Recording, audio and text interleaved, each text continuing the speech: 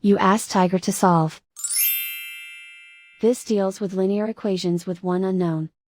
The final result is x equals 8. Let's solve it step by step. Group all constants on the right side of the equation. Add 7 to both sides. Simplify the arithmetic.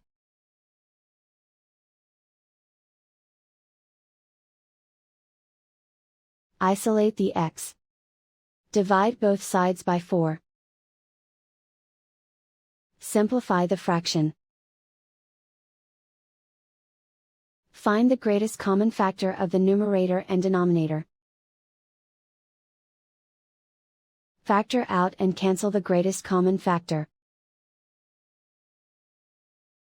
And so the final result is x equals 8.